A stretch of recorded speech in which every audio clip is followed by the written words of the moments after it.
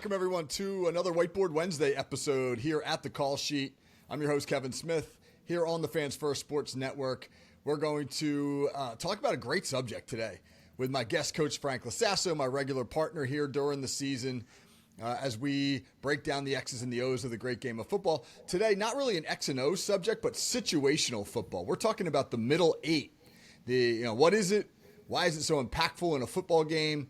Do you need to plan specifically for it? How do you handle it as a coaching staff? Going to be a great conversation with Frank. Welcome back, Coach. What's going on, Coach? Nothing, man. It's playoff time here in southern New Jersey. The state of New Jersey kicks off its high school playoffs this coming weekend, so that's an exciting time for everyone. And you got tons to talk about in college football, the NFL. I mean, we are deep into the meat of it right now, so lots of great stuff to get to. But, okay, the middle eight. So, Coach, I'm going to kick this to you right away and just get you to talk about this concept a little bit first. Define it for us, and then talk to us about, why is this one of the sneaky, kind of more important situational aspects of football?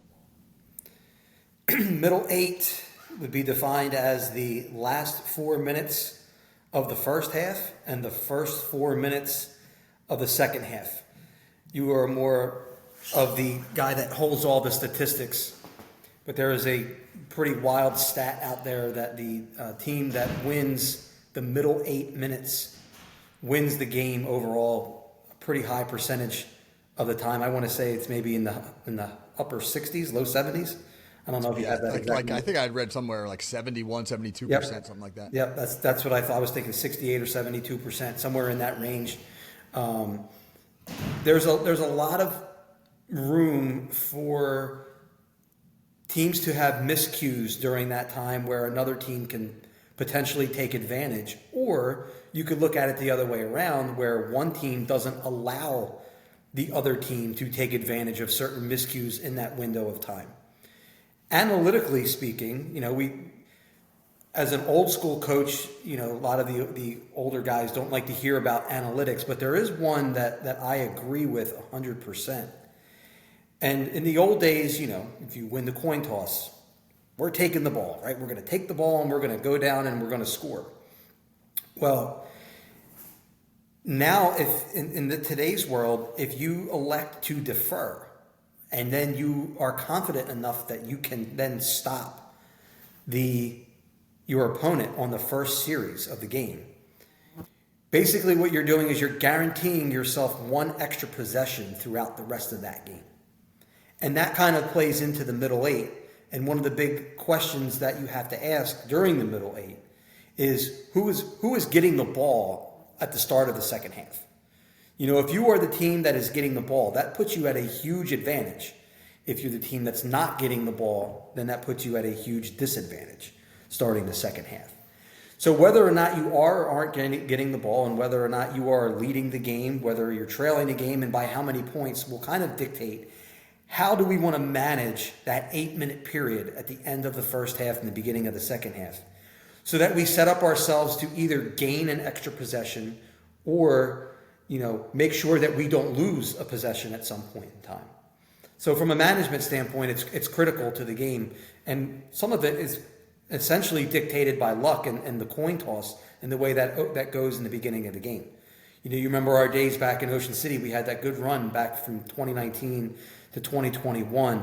We had won an unprecedented number of coin flips. The laws of probability did not apply during that time. I think we went on a streak where we had won, I want to say 17 out of 20 coin flips where we were deferring at the beginning of the game. And we knew that if we stopped our opponent, that we would always have that extra possession going in because we were getting the ball at halftime.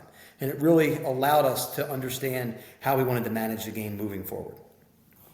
Right. When you think of it like that, if you can possess the football in the final 4 minutes of the first half, get points, even better, obviously, if you get points, but if you can just simply keep it away from your opponent in a meaningful fashion where you don't give them the ball with much of an opportunity to score, and then you get the ball to open the second half, I mean, it's almost like creating a turnover. You get back-to-back possessions, and increasingly coaches are beginning to think of it like that. They're starting to actually defer more commonly, as you just alluded to, with their sights set on that second half possession, being able to come out early in the second half.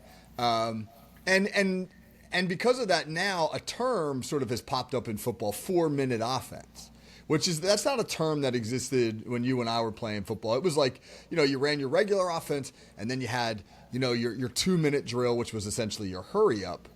But Coach, when we talk about 4-minute offense, like what are we getting at there? 4-minute offense, we're talking about slowing the game down, as opposed to the 2-minute offense where you're trying to speed the game up and get as many snaps as you can. In a 4-minute offense situation, that was always one of my favorites to assist with on the sideline, was knowing, you wanted to snap the ball.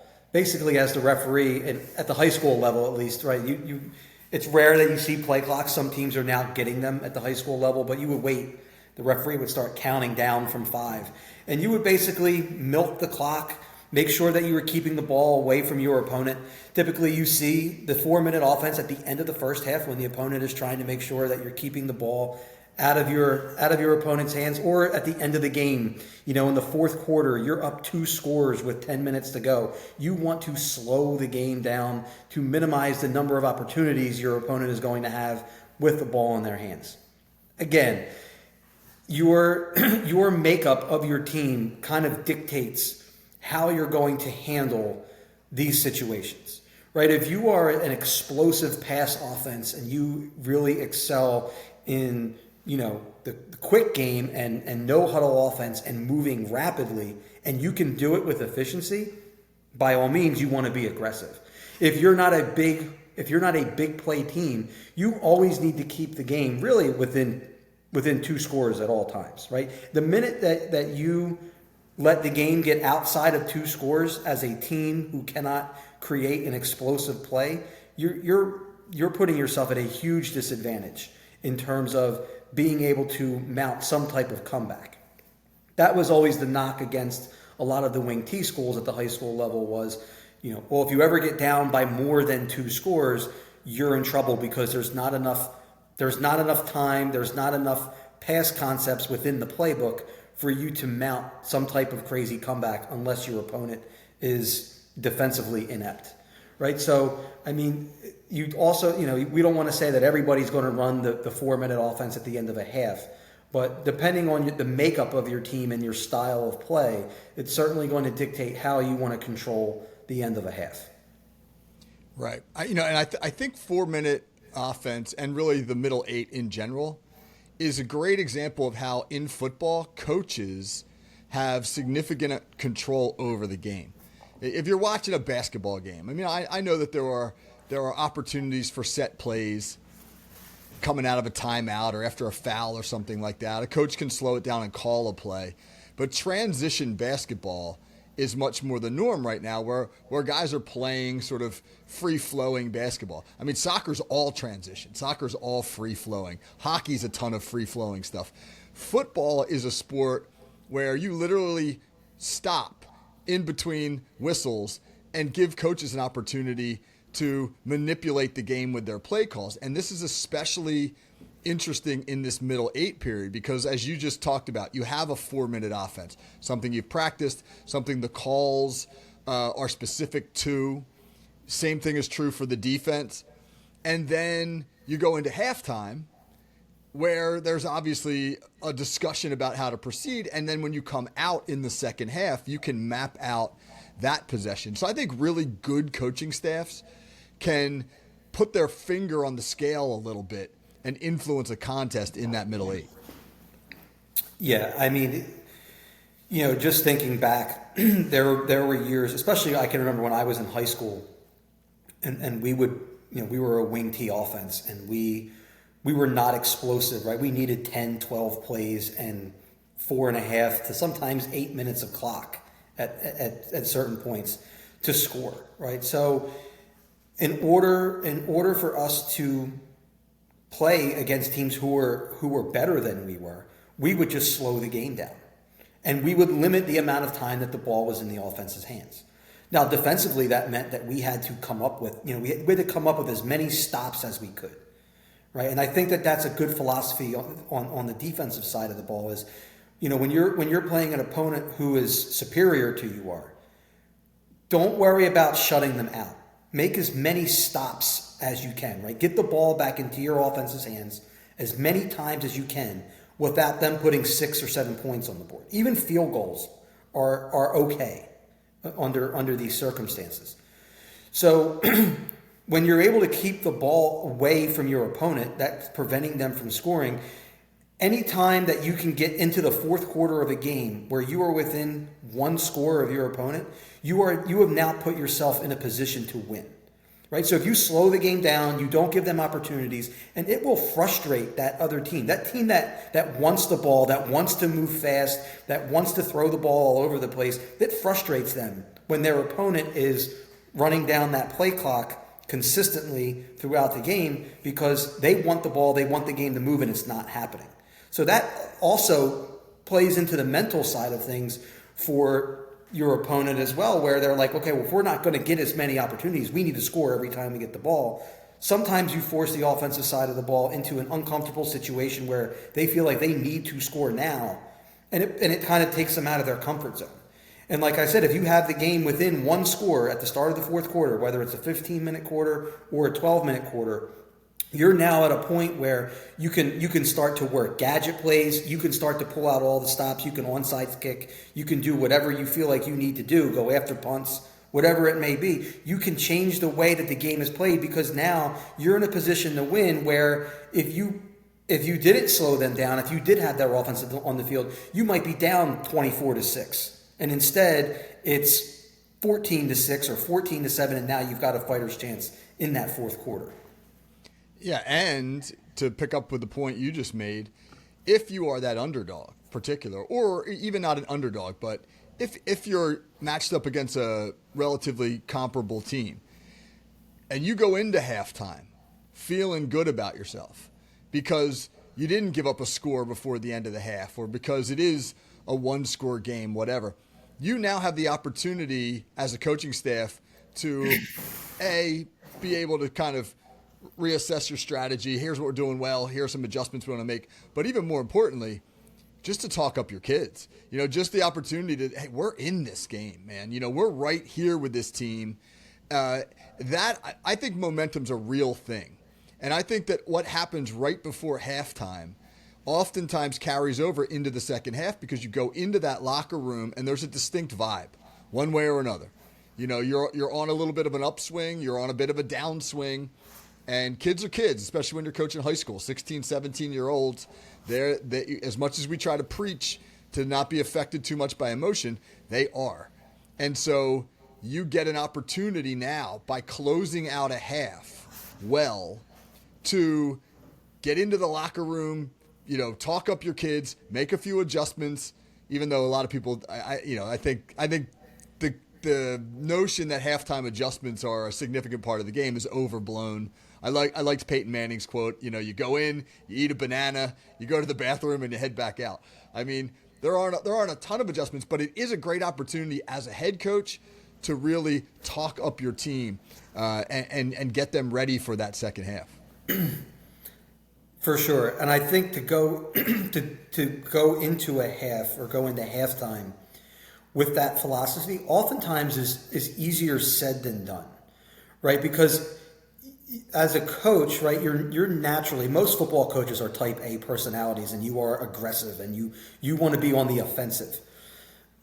But sometimes going into a half and saying, hey, we're gonna be satisfied being down 13 to 7. We're okay with that because we are a 4-touchdown underdog, and to go into halftime down 6 or 7 points, that is a positive for us in this moment. And we're going to hang our hat on, hey, we're within one score, we're playing well, we're competing.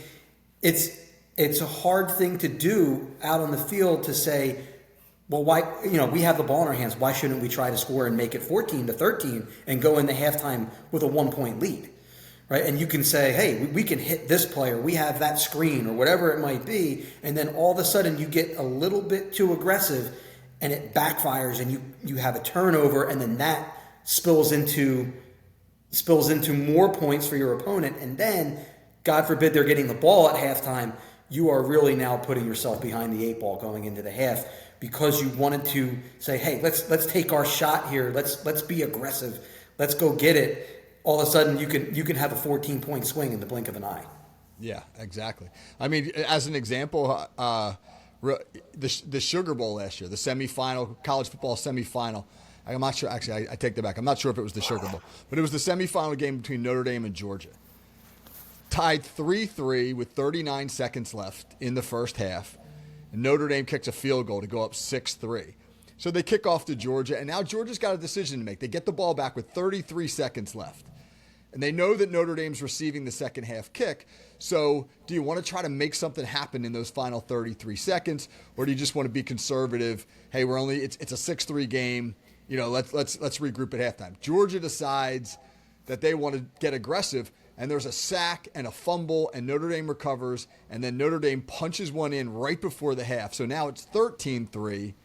And then coming out of the half, Georgia kicks off to Notre Dame. Notre Dame runs it back for a touchdown. In a span of about a minute of playing time, that went from a 3-3 game to a 20-3 Notre Dame lead, and the game was over. And I mean, that is amazing how impactful just that period can be, that 4-minute period. Let's talk real quick, Frank, about how you can use halftime also to sort of reverse, the momentum. Take our game here at Ocean City High School. We had a big game on this past Friday night against a really good football program, Cedar Creek, one of the better teams in southern New Jersey. We were coming off a bad loss, and we were hanging tough with them in the first half. They're ahead 7-6 with about 2.5 minutes left in the half. And they had driven the football down deep in our territory, and we got to stop. We stopped them, forced them into a field goal, 10-6, felt pretty good about ourselves. They kick off, and we have a terrible offensive possession, a couple penalties, a couple blown assignments. We don't go anywhere. And then we punt the ball back to them with 30 seconds left. The punt traveled 1 yard. We had a 1-yard punt. We gave them the ball at the 31-yard line. They got a holding penalty, moved them back. On the last play of the half, they hit a 40-yard post route for a touchdown. And they go into halftime now, ahead 17-6, all the momentum in the world. What do you do at that point, Coach? Right? Your team is already struggling because you're coming off of a bad loss. Ocean City, we needed to win that game to qualify for the playoffs. Take me into your mindset as a coach when you go into that locker room at halftime. Well, I mean, at that point, it's the mentality, I would say, of what's done is done, right? Like you're not going to go back and you're not going to change the half. If I know Coach Matthews the way that I think he does, I think that Coach Matthews loves taking blame and putting it on his own shoulders, and I don't know if he did that or not. I wouldn't be surprised if he went in there and gave him the old, that one's on me. Coach loves doing that, right? And what he's doing in doing that is, and I don't necessarily disagree with the philosophy that you were trying to get one more score. If it was me personally, I would have been content going in 10-6. But as I said, that aggressive mentality starts to take over, and that offensive possession didn't help anything, but no one's assuming there's going to be a 1-yard punt with 13 seconds to go. That's something that, again, you're not accounting for that happening in that small period of time. You're thinking we're going to punt the ball to them. It's going to be on their own 20-yard line, and they're going to kneel it out, and we're going to go into the half 10-6 anyway. The punt happens. It gives them a chance to throw a ball into the end zone. They score. To me, at that point, as a coach, if I'm going in there, we're saying, listen, although they just scored and it's now a 2-score game and we're at a disadvantage, we're coming out of half. We're going to go down. We're going to score. We're moving the ball offensively. And then we're going to say, we're playing well. They hadn't really sustained a significant touchdown drive since their first possession of the game. So from a defensive standpoint, you're sitting there saying, listen, after the first drive, they've only really mounted a field goal, and we would probably sit there and say, and they got one lucky play on us. So you're taking that mindset and saying at this point, hey, we have nothing to lose. We're going to go out. We're going to score. It's going to become a 1-score game, and we're right back in it. And I think, it ended up being 17-9, I want to say. After That's first series. exactly what happened. Yeah. And Coach Matthews overwhelmingly positive with the guys at halftime. I think that's a big thing too. You got to know your team, and when you have a team that may be struggling a little bit, physically, mentally, all the above, build them up. Build him up. He was overwhelmingly positive, and here's where the advantage of getting the ball coming out of the half is. We were able to go down and look at what we had done on offense and map out what we thought would be some good drive starters, and wound up going on like a 6-minute drive that ended with a field goal, and then getting those points were incredibly valuable.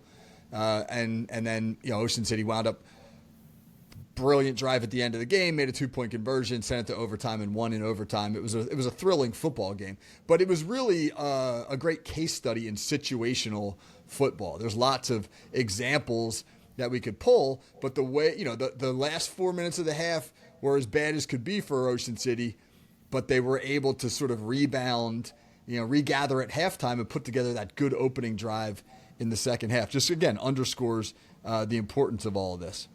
Coach, real quick, can you think of any examples from your time at coaching, whether it's at Ocean City or Hamilton, where you have felt like games have been significantly impacted by this middle 8 period or what happened at halftime? One thing I want to piggyback on with what we were just saying about the Ocean City and Cedar Creek game last week. In that situation where Ocean City is getting the ball coming out of halftime, that is one case where it does justify you being a little bit more aggressive at the end of that first half. Had they been that aggressive at the end of the half and it led to that touchdown, and then Cedar Creek was getting the ball coming out of half, I think that would have been a catastrophic turn of events. Yeah, because it's hard to then come out with that stop. But knowing that you're getting the ball, I think that gives you a little bit more of comfort knowing that, hey, we can be a little bit more aggressive because we still get the ball coming out of halftime. Yeah, that's a great point. Yeah.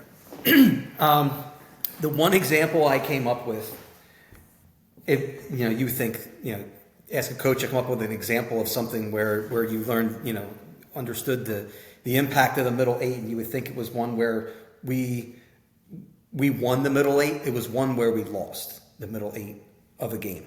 And it was the one game where I began as a coach to realize the importance. It's one of those things that you don't necessarily think of. It's not always a big topic of discussion at off-season clinics. It's not something that you hear a ton about on TV. When we played DePaul Catholic in 2020, which is a backstory in and of itself of how we ended up playing this school. But a long story short, we were, at Ocean City that year, we were a very good football team. We were very confident in our players. We were supposed to be playing Camden High School during COVID. They decided they weren't coming because of issues with COVID and social distancing and busing to Ocean City. And we were left with basically no opponent for the week. And a friend of mine, Coach DeRosa, who's coach currently at EHT, had a friend at DePaul Catholic, and they were desperately trying to find a game. And when I brought the idea up to you guys on the staff, it was kind of like, do we really want to get ourselves into playing one of those power 6 or 7 schools that are from North Jersey, a private school that is, a national, 2 years before, I think in 2018, they were ranked nationally in the USA Today in the top 25. They were consistently in the top 10 in the state of New Jersey, and we had just come onto the scene as a strong public school, and we thought we could hang. And we said we had nothing to lose, right? There were no playoffs. There was nothing. There was no consequence to us losing other than hurting our pride. So we came out in that game, and we, within the first minute, I think, got a safety, and we went up 2-0, and we were up 16-7. We're up 2 scores going into late in the first half, and it was like I was shocked myself. I knew we were good, but I didn't know that we could hang with a team of that caliber, who's 2 platooned, 285 plus across the board on the offensive line. I mean, they were good. They were big. They were physical. But we punched them in the mouth in the beginning, and I think they were a little shell-shocked themselves. But coming into the middle 8, I wrote all this down before the show. I went back and and turned the film on. We made it 16-7. There was 5 minutes left in the first half. We kick off to DePaul. They go on a 3-minute drive. They make the score 16-14 with 2 minutes left in the first half. So we made them earn that one, right? Like they made it 16-14, but it took 3 minutes. They had to go pretty much the length of the field. They hit a couple big passes, but at the end of the day, it wasn't like one single home run had beaten us. We made them earn their money there. They kick off to us. First down, I think, so let's see. It was a 3-minute drive, so there was 2 minutes left in the half, 2:06 when we got the ball back. We were up 16-14. We are getting the ball at halftime. First down, we threw an incomplete pass on our own 25. Second down, we threw a completed pass for a loss on a screen that resulted in them calling a timeout. Third down, instead of probably us running the ball and then forcing them to use their second timeout, on 3rd and 10, we threw the ball downfield and they intercepted the ball and got possession on our 45-yard line. They had now 2 timeouts left. Needless to say, they drove down. They scored with 8 seconds left in the half, and now it was 21-16. They kick off to us. We are getting the ball. And again, it goes back to the same thing we were talking about with the Cedar Creek game last weekend with Ocean City. But the mentality of we're getting the ball at the end of half is comforting, and it allows you to be more aggressive.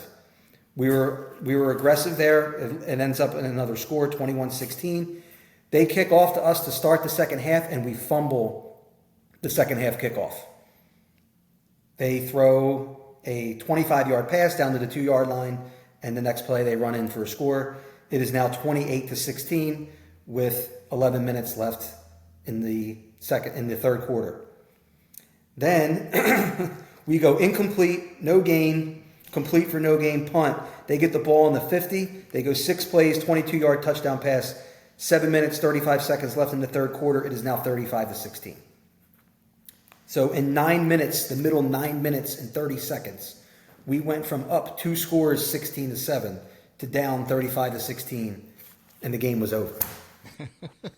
Yeah, thanks for that walk down memory lane, Frank. Yeah, I mean, but it was the reason why I was not afraid to bring that up. We were able to do things in that game without significant consequence because our mentality was we have nothing to lose, and we said that to the kids going into the game. There was nothing to lose in that game other than let's see how good we really are. That's what we set out to do. Yeah. Right. And you're right. And you're right. But it also underscores if you don't manage the clock well, how when you are the inferior team, the better team can put it on you in a hurry. And, especially now when you think, man, maybe a little bit better clock management allows us to go into halftime ahead 16-14. And if you're winning at half and getting the ball coming out, you feel phenomenal. But when you give up that go-ahead touchdown with 8 seconds left, the locker room is decidedly different, and it can be hard to try to rally them. And then once you fumble the kickoff and turn it back over, forfeit that extra possession, now you got big problems. The other reason why I wasn't afraid to share that one was it was not as usual thing with things in football. It was not the offense. It was not the defense. It was not the special teams. It wasn't just the coaches. It wasn't just the players. It was the whole. It was everybody in that 9.5 minutes. It was almost like we came out of the gate so hot and made it 16-7 that we had nothing left in the tank. We gave everything we had up to that point, and there was just nothing else for us to give in that moment. And it was, we didn't manage the clock well. We did not come up with stops when we needed it on defense, right? We didn't pressure the quarterback. We didn't cover well. We didn't defend the run well. We turned the ball over on offense. We turned the ball over on special teams. That impact, that's player accountability, coach accountability, offense, defense, special teams. We got beat in those 9 minutes in all 3 phases of the game. Plus our personnel got beat. Plus we basically got beat as coaches in that time. Now, granted, we handled that maybe differently than we would have if it were the Group 4 final in that moment because we felt we had nothing to lose. But it was such a learning experience for me as a coach because again, up to that point, had never learned about the middle eight, never even thought about it. You think about being conservative going into halftime and being down, let's be down 3 points, or let's go in happy that we're up 7, whatever it might be. But you don't really think of it as a whole, right? That combination of the end of the first half, beginning of the second half, as really one period, right? That's almost like a quarter in itself, is the end of the first half, beginning of the second half. And it was a great learning experience that, for me as a coach, I know I'll always keep in the back of my mind is what happened that night. And again, we had just gotten beaten in every aspect of the game from top to bottom. Yeah, that's a great example. Frank, good stuff. Situational football. There's plenty of other situations that we can talk about, focus on. We had kicked around the idea of talking about overtime strategy. That'll probably be one of our conversations one of these days, because at the high school and college level, it's very, very different the way it's structured from the NFL level. There's never a lack of subjects, obviously, to talk about. Yeah, for sure. I mean, this is a good one because it's so informative to the average fan, for sure, of the importance of how sometimes fans don't understand, especially you go to an Eagles game and you see the Eagles kneel on the ball at the end of the half where they're not trying to score, whether they're up or whether they're down, and the boo birds come flying because they don't quite grasp why it's so critical to not turn the ball over in that situation. And it's because of the analytics that fall into that middle eight. But, as you said, it's also different in the NFL, especially now with the new kickoff rules, that you're noticing how the end of a half and the end of the game itself is being played because of the new kickoff rules has really, to me, changed how you would have to handle the middle eight of the entire game itself. Yeah. Yeah. The whole game is in transition, which is fascinating. Coach, I appreciate your time. As always, another great discussion. Thanks for having me. Always a pleasure, Coach. Absolutely. All right. For Coach Frank Lasasso, this is Kevin Smith. Join me on Friday, Hot Route with Pez. Always a great conversation. We'll get into props and picks and betting lines for Week 9 in the NFL. Touch on a little World Series talk. Is Shohei Ohtani having the greatest big-time performance in athletic history?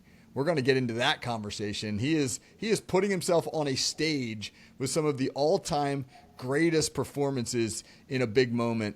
So Pez and I will talk about that. Until then, hope everybody has a great day. Take care.